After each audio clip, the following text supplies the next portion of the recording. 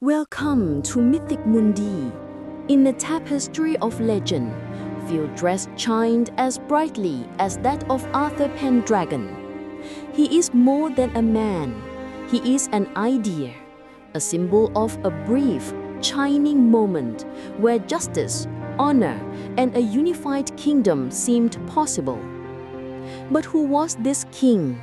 Was he a real warrior who fought to save his people from chaos, or a figure of pure romance crafted by poets and storytellers centuries later? The story of King Arthur is not a single, static tale.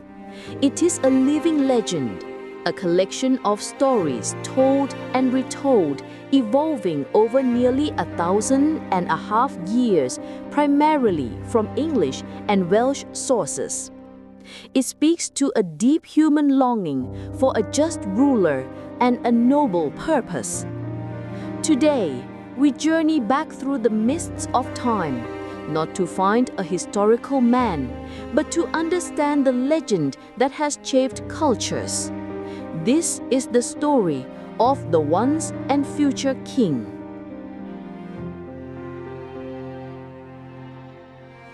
Our story begins not with a crown, but in a land shrouded in uncertainty. The Roman legions, who had ruled Britain for centuries, were gone. The island was fractured, left vulnerable to internal conflict and external threats.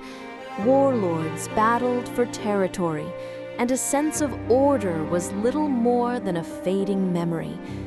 Into this world of shadow and strife, a prophecy emerged, a prophecy of a leader who would unite the land. This is where we meet Uther Pendragon, the High King of Britain. Uther was a powerful ruler, but he was also a man driven by a deep, consuming passion. He fell in love with Igraine, the wife of one of his most powerful vassals, Gorlois, the Duke of Cornwall. This desire led Uther to seek the counsel of the most enigmatic figure in the entire Arthurian cycle, Merlin.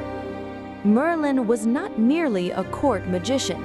He was a druid, a prophet, a shapeshifter, and an advisor who saw the threads of destiny that others could not. He understood the chaos of the present and the desperate need for a stable future. He agreed to help Uther, but his assistance came at a terrible price. Using his powerful glamours, Merlin disguised Uther Pendragon as Duke Gorlois, allowing the king to enter his rival's stronghold at Tintagel. That very night, two significant events occurred. The true Duke Gorlois fell in battle, and Arthur was conceived. Merlin's price was simple. The child born of this union must be given to him. Uther, bound by his oath, had no choice. When the baby boy was born, Merlin took him away, spiriting him into secrecy. The child was named Arthur, and he was given to a loyal and unsuspecting knight, Sir Ector, to be raised as his own son alongside Ector's biological son, Kay. Arthur grew up in obscurity with no knowledge of his royal blood. He was raised not as a prince, but as a squire, a servant to his foster brother, Kay. He learned humility, duty, and the skills of a knight, but he was, by all accounts, an ordinary boy. Years passed. King Uther Pendragon eventually died, leaving the kingdom without an heir. The land, once briefly united under Uther, fell back into chaos. The powerful lords and knights of the realm began to dispute who should claim the crown. The fragile peace Uther had built was shattering. It was then that Merlin acted again. On a cold Christmas morning, in the churchyard of London, a miracle appeared. A great rough-hewn stone stood where none had been the day before, and embedded deep within it was a magnificent sword, resting in an anvil. Inscribed on the stone, often in letters of gold, were words to this effect: "Whoso pulleth out this sword from this stone and anvil is right-wise king born of all Britain." Knights from every corner of the land came to try their hand. The strong, the arrogant, the noble, they all pulled, they strained, they cursed, they used all their might, but the sword would not budge.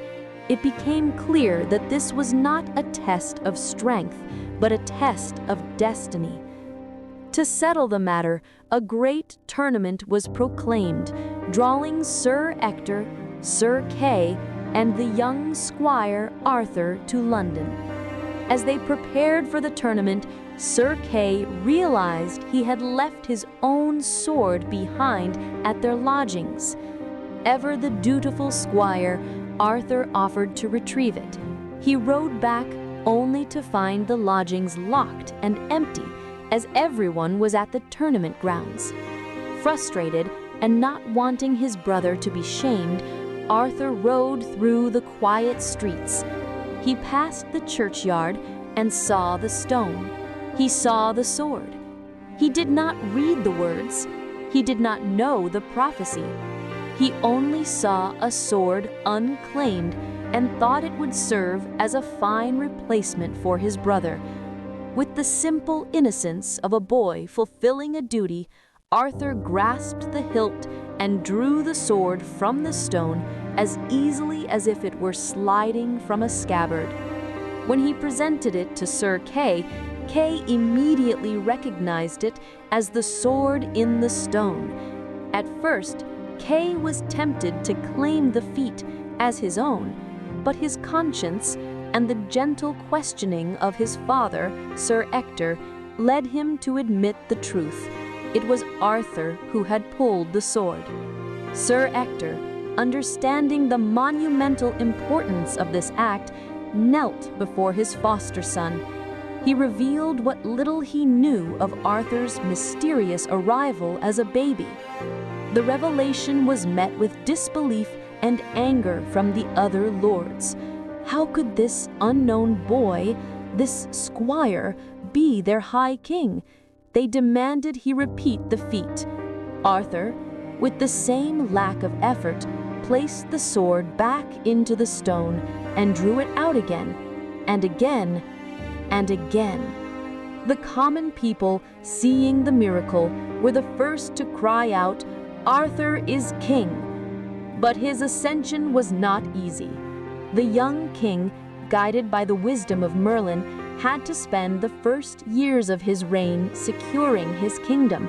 He faced rebellion, doubt, and the invasions of those who saw Britain as a land ripe for the plunder. In one of these early, defining battles, the sword from the stone was broken. A grieving Arthur confided in Merlin, feeling he had lost the symbol of his right to rule. Merlin, ever the guide, calmed him. The sword in the stone, he explained, proved his lineage, but his true weapon, the sword of his kingship, was yet to come. Merlin led Arthur to the edge of a vast, mystical lake. As Arthur watched, an arm draped in white silk rose from the center of the water. The hand held the most beautiful sword Arthur had ever seen. Its scabbard was adorned with jewels, and the blade itself seemed to hum with power. A figure appeared, walking on the surface of the water. This was the Lady of the Lake, a powerful, otherworldly guardian of this place. She offered the sword to Arthur, explaining its name, Excalibur. Excalibur was more than a weapon. It was a symbol of Arthur's connection to the ancient, magical forces of Britain. But Merlin offered a cryptic warning. "Which do you prefer?" Merlin asked, "the sword or the scabbard?" Arthur, still a young warrior, replied, "The sword, for it is what I will fight with." Merlin shook his head. "That is the foolish choice, for while you wear the scabbard, you shall lose no blood, no matter how gravely you are wounded. Keep the scabbard safe, for it is the true protector of the king." With Merlin as his guide, Excalibur at his side, and the loyalty of knights like Sir Ector and Sir Kay, Arthur Pendragon set out to fulfill his destiny. He was no longer a boy, but a king, and his first act would be to build a new world. With the challenges to his throne quieted and the realm unified, King Arthur turned his focus from warfare to civilization. He envisioned more than just a kingdom. He envisioned a golden age. At the heart of this vision was a place that would become a beacon of light in a dark world: Camelot. Camelot was the shining city, the fortress and court of the king. It was a symbol of what Britain could be, a place of justice, culture, and honor. But a city is just stone. What would make Camelot legendary was the fellowship that gathered there. To cement his new era of peace, Arthur sought a queen. His heart settled on Guinevere, the daughter of King Leodegrance.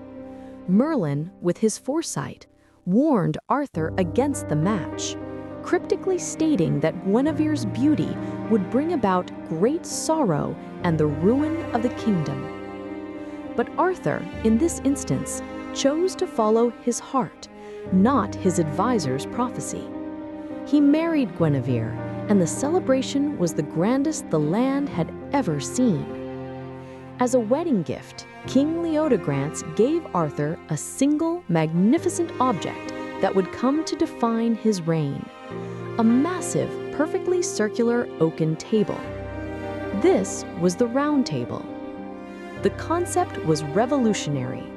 In a world defined by hierarchy, where a man's worth was judged by where he sat in relation to his lord, the Round Table had no head. There was no high or low. Every knight who sat at it was equal in the eyes of the king. Their only measure was their virtue, their courage, and their deeds.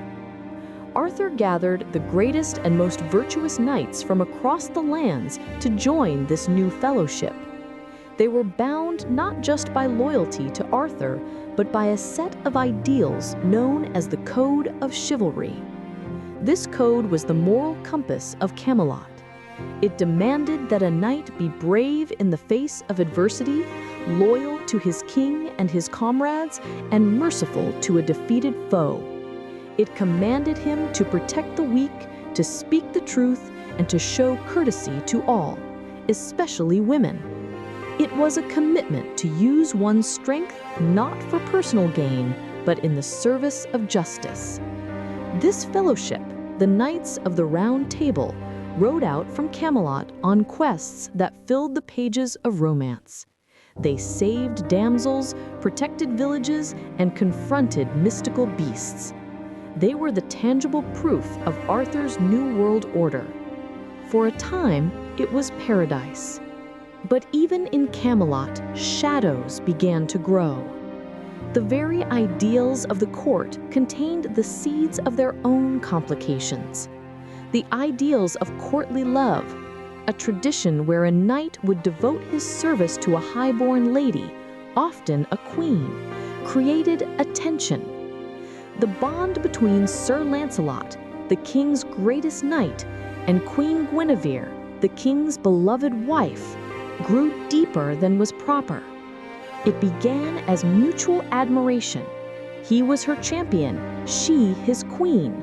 But over time, this admiration deepened into a profound, devoted, and tragic connection. It was a devotion that compromised Lancelot's perfect loyalty to Arthur and Guinevere's vow to her king. This dolorous stroke, this fracture in the heart of the fellowship, was a closely guarded secret, but it was a weakness that would later be exploited. Perhaps sensing this unspoken fracture, or perhaps seeking a higher purpose to purify his court, Arthur's kingdom embarked on its most famous and most perilous collective quest, the quest for the Holy Grail. The Grail, in Christian legend, was the cup used by Christ at the Last Supper and later by Joseph of Arimathea to catch his blood during the crucifixion. It was a relic of immense power, said to be capable of healing the land, granting eternal youth, and revealing the divine. The Grail had been brought to Britain, but was lost. It was said to be hidden in a mystical castle, guarded by a wounded king known as the Fisher King. His wound and the land's desolation were one. To heal the king was to heal the land. The quest was not of strength, but of spiritual purity. A vision of the Grail, veiled in white, appeared in the great hall of Camelot, and the knights, led by Gawain, swore an oath to find it. Arthur was distressed, sensing that this spiritual quest would scatter the fellowship he had worked so hard to build. He was right. Many knights departed. Many never returned. The quest revealed the true character of each knight. Sir Gawain, for all his earthly virtues, was too worldly and quick to anger to succeed. Sir Lancelot, for all his prowess, was barred from achieving the quest. His deep, conflicted love for Guinevere was deemed a sin that made him unstable and unworthy of the final prize. He was granted a vision of the Grail, but he could not touch it. The Grail was ultimately achieved by 3 knights: Sir Bors, who was steadfast, Sir Percival, who was innocent, and, most of all, Sir Galad. Galad was a new knight, a pure knight, who was revealed to be the long-lost son of Sir Lancelot. He was raised in a convent, shielded from the world's temptations. He was the only one pure enough to sit in the Siege Perilous, the empty seat at the Round Table reserved by Merlin for the Grail achiever, a seat that was fatal to any other who sat in it. Galad, Percival, and Bors found the Grail. They healed the Fisher King, and Galad, his spiritual purpose fulfilled, was taken up into heaven. The quest was complete, but the cost was immense. When the few surviving knights returned to Camelot, the Round Table was nearly empty. The Golden Age was at its zenith, but the fellowship was broken, and the sun was beginning to set.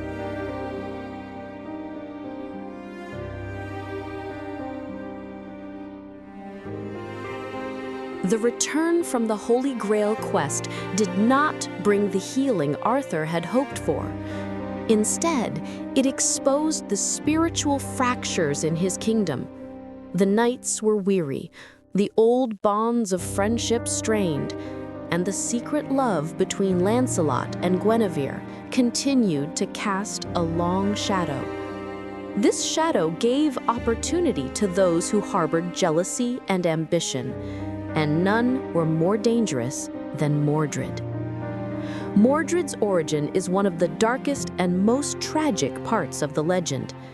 In many versions, he was Arthur's own son, born of a complicated and fateful union with his half-sister, Morgause, long before Arthur was king or even knew of her identity.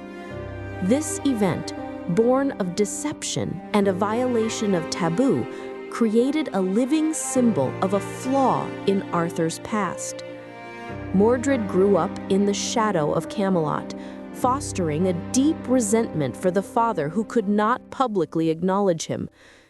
He was joined by Sir Agravain, Gawain's brother, who also disliked Lancelot and saw the queen's favor toward him as an insult. Together, Mordred and Agravain saw their moment.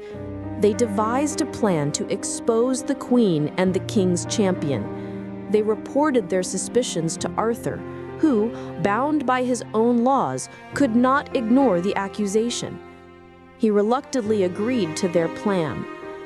Arthur would ride out on a hunt, leaving Lancelot and Guinevere alone. Mordred and a dozen knights ambushed Lancelot in the queen's chambers. Lancelot, unarmed, managed to overcome one knight, arm himself, and proceeded to fight his way out, defending himself against the ambush. In the chaos, Sir Agravain was slain. Mordred, wounded, managed to escape. But the damage was done. Lancelot had been found in the queen's chambers, and he had slain the king's knights. The secret was now open treason. Arthur was now trapped by his own ideals. He was a king of law. He had established a new code of justice, and now that code demanded the most terrible price. The queen, Guinevere, was found guilty of treason. The punishment was death by fire. Arthur wept, but he could not, or would not, overturn the law. As Guinevere was led to the pyre, Sir Lancelot, loyal to his queen, rode in with his followers to rescue her. The battle at the execution was fierce and chaotic. Lancelot saved the queen, but in the fog of the fight, a terrible tragedy occurred. Sir Gareth and Sir Gaheris, Gawain's beloved younger brothers, were present. They had refused to bear arms against Lancelot, whom they admired. In the confusion of the rescue, Lancelot, fighting for his life, did not see them and struck them down. This act transformed the political crisis into a personal blood feud. When Sir Gawain learned that Lancelot had slain his unarmed brothers, his grief turned into an unquenchable rage. He swore an oath of vengeance. He went to King Arthur and, using all his influence, forced the king to declare all-out war on Lancelot. Lancelot, with Guinevere, fled to his own castle in France. Arthur, goaded by Gawain, gathered his army and pursued him. The siege of Lancelot's castle was long and bitter. Gawain, desperate for single combat, repeatedly challenged Lancelot. Lancelot, who still loved Gawain, refused to fight him. Finally, Gawain's taunts forced Lancelot onto the field. In the duel, Lancelot, the superior fighter, easily overcame Gawain but refused to deliver a finishing blow, hoping to end the feud. But Gawain would not yield. In a second duel, Lancelot was forced to wound Gawain gravely upon an old head wound, ending the fight. It was at this moment of division, with Arthur and his best knights engaged in a self-destructive war overseas, that Mordred made his final move. He returned to Britain and declared that King Arthur was dead in battle. With the king gone, Mordred proclaimed himself the new king of Britain. He seized the throne at Camelot and, in his ultimate betrayal, announced that he would take Queen Guinevere as his own wife. News of this treason reached Arthur in France. The civil war had to be abandoned. A mortally wounded Gawain, on his deathbed, finally forgave Lancelot and wrote him a letter begging him to come to Arthur's aid. Arthur and his depleted army raced back to Britain. They met Mordred's forces on the shores at Dover, and the first of the final tragic battles began. The final confrontation was set on the plain of Camelot. On the eve of the battle, Arthur had a terrible dream. The ghost of his nephew, Sir Gawain, appeared to him. Gawain warned Arthur not to fight Mordred the next day. If he did, Arthur and all his men would surely perish. He must instead make a truce for 1 month, which would give Lancelot time to arrive with his army. Arthur, shaken, heeded the warning. The next day, the two armies, Arthur's loyalists and Mordred's rebels, met on the field not for war, but for a truce. Arthur and Mordred themselves met in the middle ground, with each a small contingent to sign the treaty. But destiny is inexorable. During the tense negotiations, a single venomous snake, an adder, slithered out of the grass and bit one of Mordred's knights on the ankle. The knight, acting on instinct, drew his bright sword to kill the snake. Both armies, already on edge, saw the flash of steel. They believed it was a signal for betrayal. A horn sounded. A cry went up, "Treason!" And the final, terrible battle of Camelot began. It was a battle of pure sorrow. It was not a fight against a foreign invader, but brother against brother. The fellowship of the Round Table, all that was left of it, destroyed itself. The knights fought until dusk, until the field was covered with the fallen. At the end of the day, only 3 men were left standing: King Arthur, his loyal knight Sir Bedivere, and the traitor Mordred. Arthur, seeing Mordred, the man who was the source of his kingdom's ruin, was filled with the final righteous fury. Bedivere pleaded with him, "My lord, let him be. Remember the dream." But Arthur, holding his spear, said, "I have seen the architect of all this sorrow. I will not let him escape." Arthur charged. He drove his spear through Mordred's body, and Mordred, in his final defiant act, pulled himself up the spear, and with his own sword, delivered a single, fatal blow to the side of Arthur's helmet. Mordred fell, his life extinguished.